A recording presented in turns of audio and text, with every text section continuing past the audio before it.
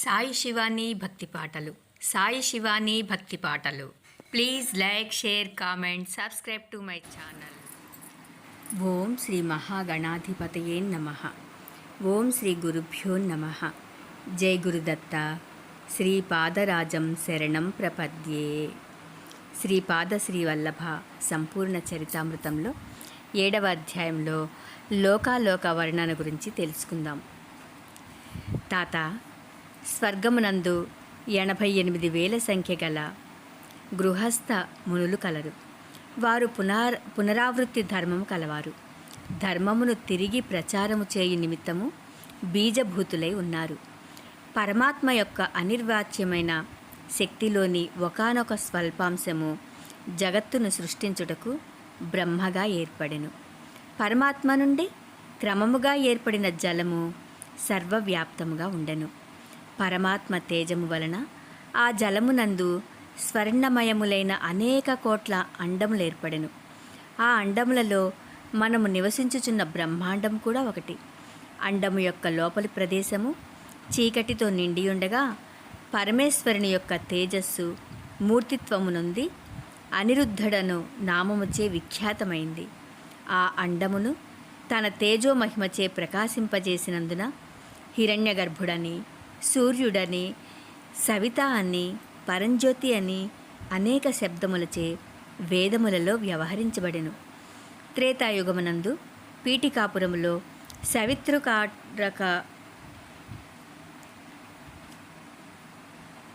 సవితృకాటక జైనమును భరద్వాజ మహర్షి నిర్వహించారు.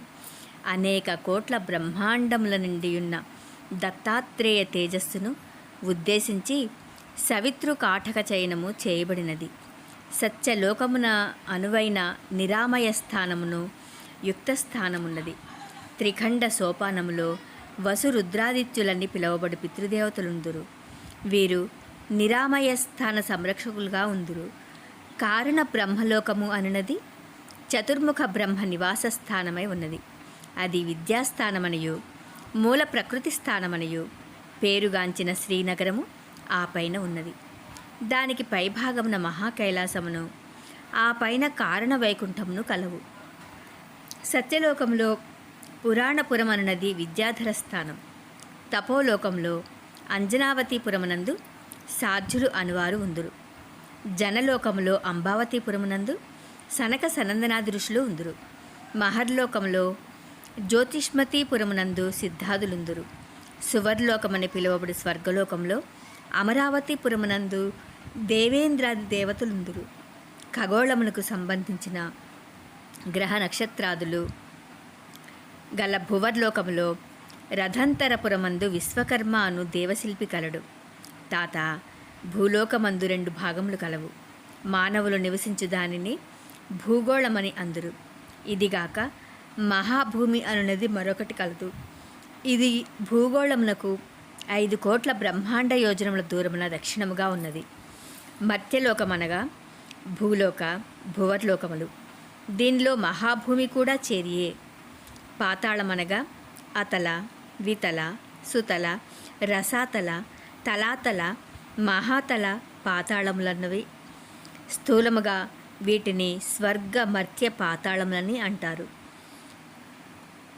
మనము నివసించడి ఈ భూగోళమునకు దిగువనున్న మహాభూమి అనేది మధ్య భాగమునందు మిర్రుగా ఉండి చక్రాకారముగా ఉన్నది. అందువలన ఉపరి భాగమునందు సూర్యచంద్రుల ప్రకాశము నిరంతరము ప్రకాశించుచున్నది. సదా వెలుతురు ఉండుటచే అచ్చట కాల నిర్ణయము లేదు. ఈ మహాభూమి మీదనే 7 సముద్రములు, 7 ద్వీపములు కలవు. జంబూద్వీపమనున్నది దీనియందే కలదు. భూలోక, భువర్లోకములు 2ను చేరి మర్త్యలోకమని పిలువబడుచున్నది. భూలోకమునందు మహాభూమి అనియు భూగోళమనియు 2 విధములు కలవు. సృష్టియాది యందు సమస్తమును జలములో నిండియుండెను. ప్రజాపతి సృష్టి చేయదలచి తపమనరించగా నీటి మీద పుష్కర పర్ణము దర్శనీయమైంది. ప్రజాపతి వరాహ రూపమును పొందినవాడై పుష్కర పర్ణ సమీపమున మునగగా దిగువన ఉన్న మహాభూమిని పొందినవాడాయను. ఆ మహాభూమి నుండి కొద్దిగా తడిమట్టిని స్వీకరించి తన కోరలచే కొట్టి వేరు చేసి నీటిపై భాగమునకు తెచ్చెను.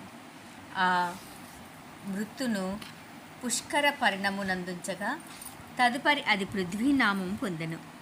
తాత, దీనినే భూగోళమని పిలిచెదరు. మహాభూమి నుండి భూగోళము మధ్య 5 కోట్ల బ్రహ్మాండ యోజనముల దూరము కలదు. మహాభూమి అనున్నది 50 కోట్ల యోజన విస్తీర్ణము కలిగి ఉన్నది. జంబూద్వీపమనున్నది మహాభూమి అందే కలదు. దానిలో నవఖండములు ఉన్నవి. దైవఖండమునందు దేవతలు నివసించెదరు. గభస్య ఖండమునందు భూతములుండెదరు. పురుష ఖండమునందు కిన్నెరలు,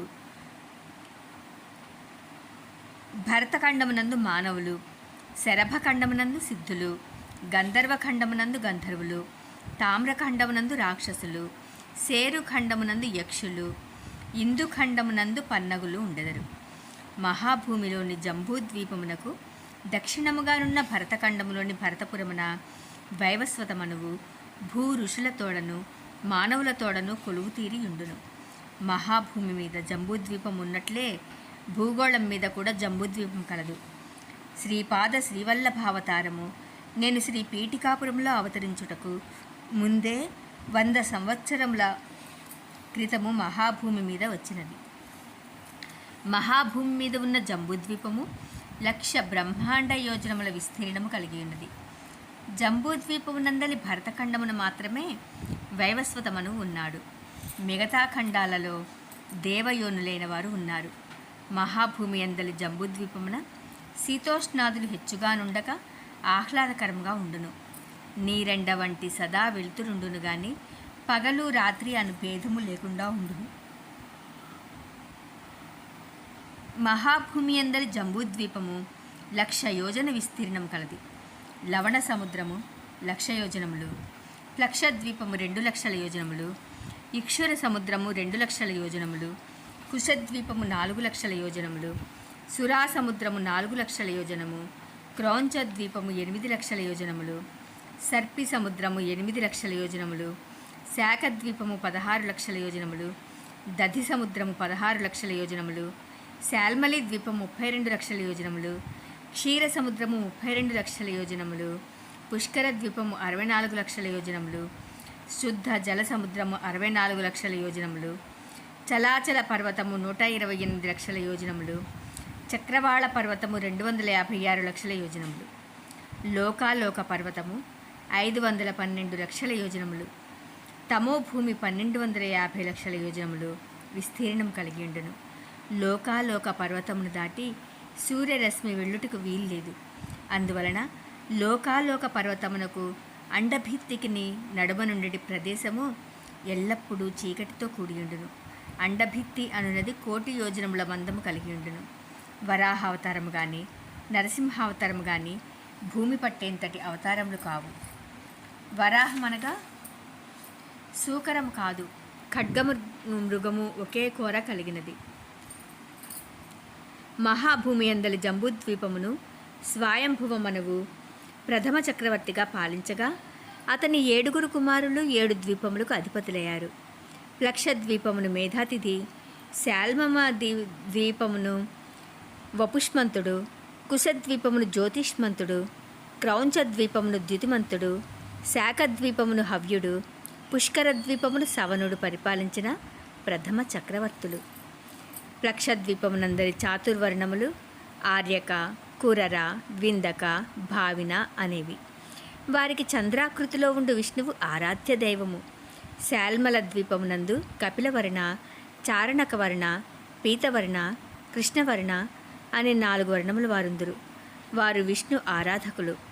కుశద్వీపమునందు దమ, విసుష్మిణ, స్నేహ, మందేహ అను 4 వర్ణముల వారుందురు. వీరికి బ్రహ్మ ఆరాధ్య దైవము. క్రౌంచ ద్వీపమునందు పుష్కర, పుష్యల, ధన్య, పిష్య అను వర్ణముల వారుందురు. వారికి రుద్రుడు ఆరాధ్య దైవము. శాఖద్వీపమునందు మంగ, మాగధ, మానస, మంద అను వర్ణముల వారుందురు. వారు సూర్య భగవానుని ఆరాధించెదరు. పుష్కర ద్వీపమునందు మాత్రము చాతుర్వర్ణములు లేవు. అందరినూ దేవతల వలె రోగములు కానీ శోకములు కానీ లేకుండా ఆనందముగా ఉందురు. వీరికి బ్రహ్మ ఆరాధ్య దైవము. మన భూగోళమునందలి జంబూద్వీపంలో భారతవర్షము, కింపురుష వర్షము, హరివర్షము, కేతుమాల వర్షము, ఇలావృత వర్షము, భద్రాస్వ వర్షము, రమ్యక వర్షము, హిరణ్యక వర్షము, కురువర్షము అనునవి కలవు. తాత, మహాభూమి యందు ఖండ విభాగములు గల జంబూద్వీపములున్నట్లే భూగోళమున వర్ష విభాగములతో కూడిన జంబూద్వీపము కలదు. మహాభూమి గుండ్రముగా నుండి మధ్యలో తాబేటి పెంకు వలె మిర్రుగా నుండును. దీనినే భూమండలం అనిపించెదరు. భూగోళము మాత్రము నిమ్మపండు వలె ఉండును. మహాభూమి మేరురేఖను చుట్టి బ్రహ్మాండము యొక్క అండభిత్తి వరకు వ్యాపించి ఉండును. భూగోళము మాత్రము జ్యోతిశ్చక్ర సమమధ్యమందు నిలిచి ఉన్నది. మహాభూమి యందు నడిమధ్యన గల మేరురేఖను చుట్టుకొని జంబూద్వీపమున్నది. దానిని చుట్టి సప్త సముద్ర ద్వీపాలున్నాయి. భూగోళమునందలి ఉత్తరార్ధగోళము దేవభాగమని, దక్షిణార్ధగోళమును అసుర భాగమని అంటారు. మహాభూమి అందలి సమమధ్య ప్రదేశమున మేరు దివ్యంగా ప్రకాశించుచున్నది. జీవులను పరిపాలించేటి మానవులకి ఇది నివాస స్థానము. భూగోళము పరిపాలితులైన జీవులకు స్థానము. మహాభూమి యందు చుట్టూ చేరియుండే చక్రవాళ పర్వతాగ్రమునందు జ్యోతిశ్చక్రము అమర్చబడి ఉన్నది. భూగోళము మాత్రము దీనికి భిన్నంగా ఉన్నది. సప్త కక్ష్యావృతమైన జ్యోతిశ్చక్రము దీనికి ప్రతిదినమును ఒక ప్రదక్షిణము చేయుచున్నది. మహాభూమి యందు శీత, వాత, తపములు అల్పములు సదా పగలుగా నుండి చీకటి అనునది లేక కాల వ్యత్యాసం లేక ఉండును. భూగోళమునందు దీనిని వ్యతిరిక్తముగా ఉన్నాయి. మహాభూమి అనునది పుణ్య ఫలానుభవమును మాత్రమే పొందదగినది, స్థూల శరీరములో పొందరానిది.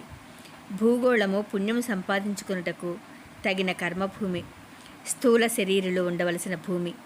మహాభూమి మీద మను ప్రళయము తప్ప చిన్న ప్రళయములు అన్నవి ఉండవు. భూగోళము మీద యుగ ప్రళయములు, మహాయుగ ప్రళయములు, మను ప్రళయములు జరుగుచుండును. మహాభూమిని ధాత్రి, విధాత్రి అనే పేర్లతో పిలిచేదురు. భూగోళమును మహి, ఉర్వి, క్షితి, పృథ్వీ, భూమి అని పిలిచెదరు.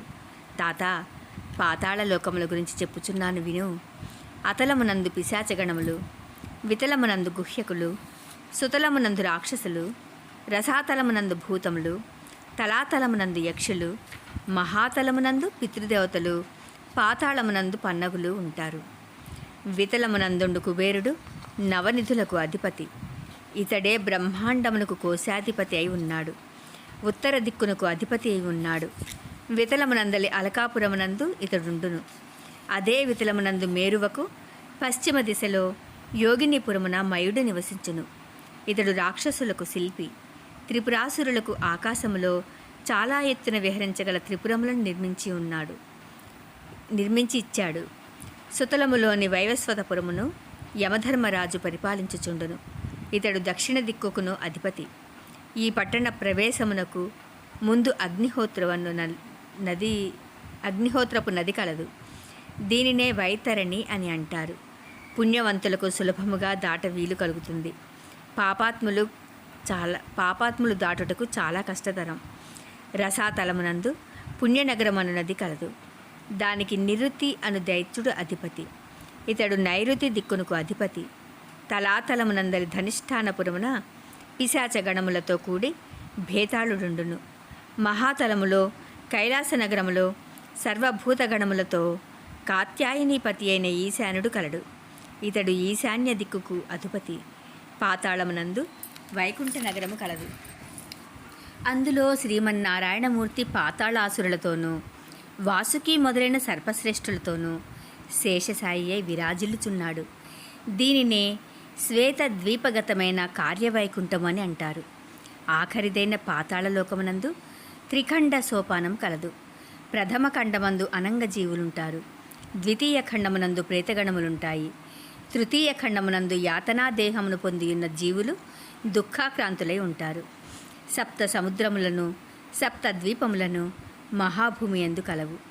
దాని మధ్య నుండున్నది జంబూద్వీపం. ఇది 9 ఖండములుగా విభజింపబడి ఉన్నది. దక్షిణమునందున్న దానికి భరతఖండమని పేరు. దీనిలో భరతపురమునందు స్వయంభువ మనువు ఉండును. అనేకులైన పుణ్యజీవులు ఋషులు స్వయంభువమనువు పరిపాలనలో ఉంటారు. వారు లోకములను పరిపాలించుచు ధర్మాధర్మములను పాలించుచుంటారు. మహాభూమి మీద ఉండు సప్తద్వీపములను చుట్టుకొని చరాచర చక్రవాళ లోకాలోక పర్వతములన్నై స్వర్గలోకముల వరకు వ్యాపించి ఉండును.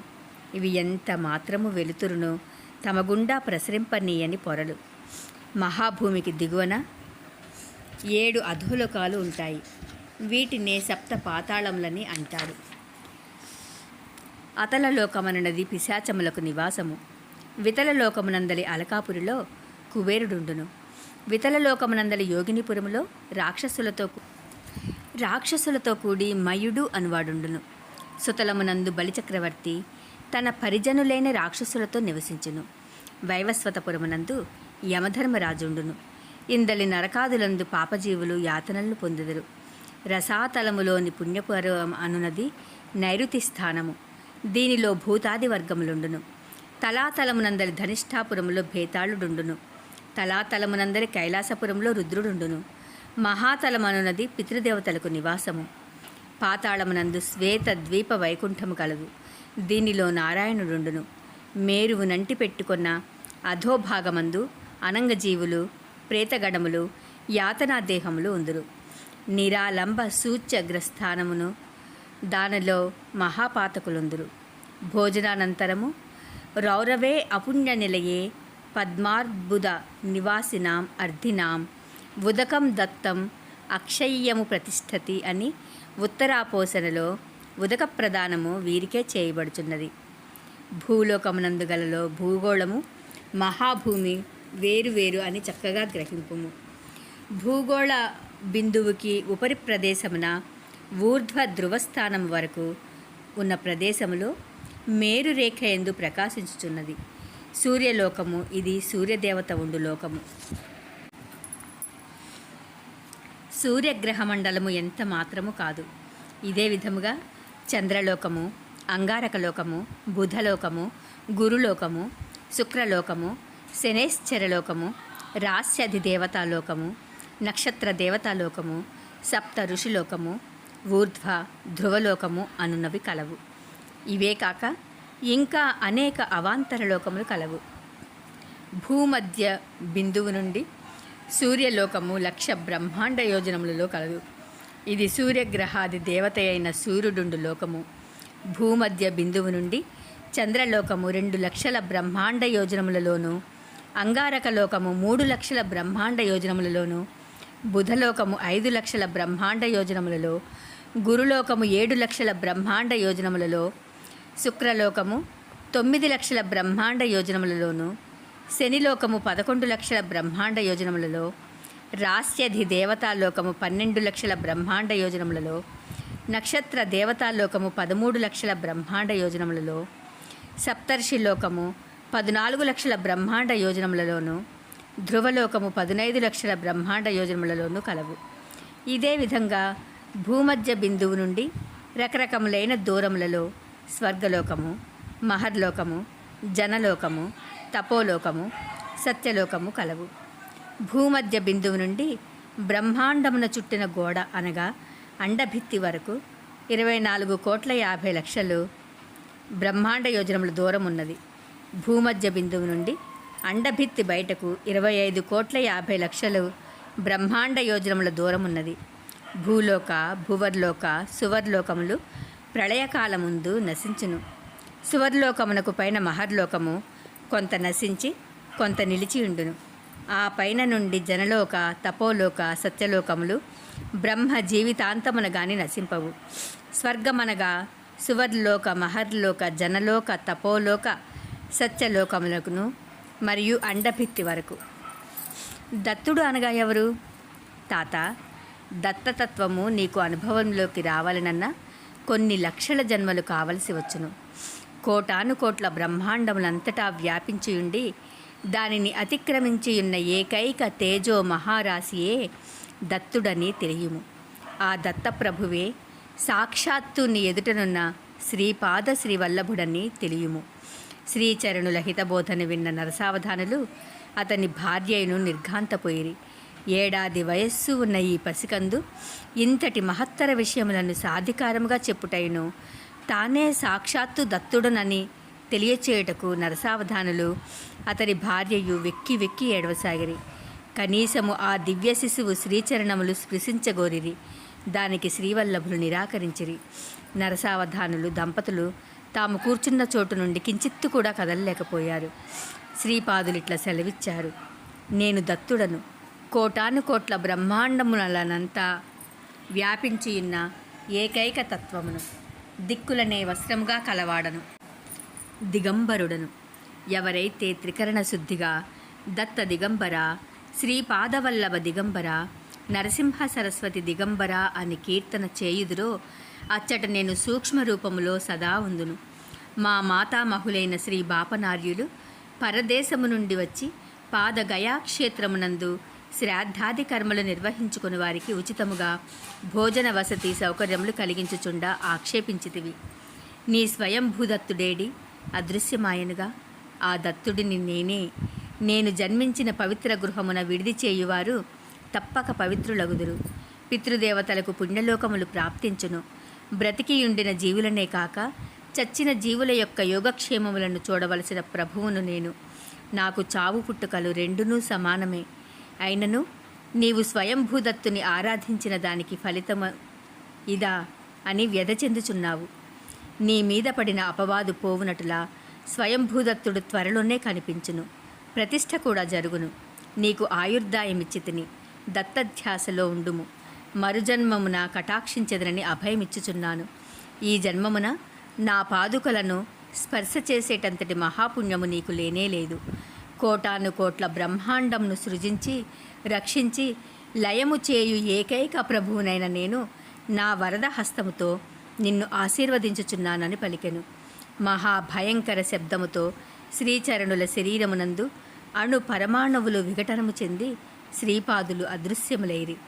నాయనా శంకరభట్టు, శ్రీపాదులు స్వయముగా తమ నామము చివర దిగంబర నామమును చేర్చి జపించుటలోని మర్మమును ఈ రకముగా తెలియచేశారు.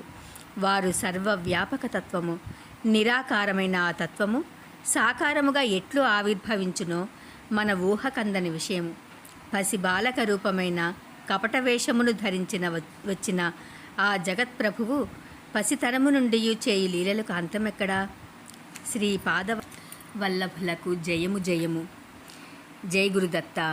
శ్రీపాదరాజం శరణం ప్రపద్యే. 7వ అధ్యాయం సంపూర్ణం.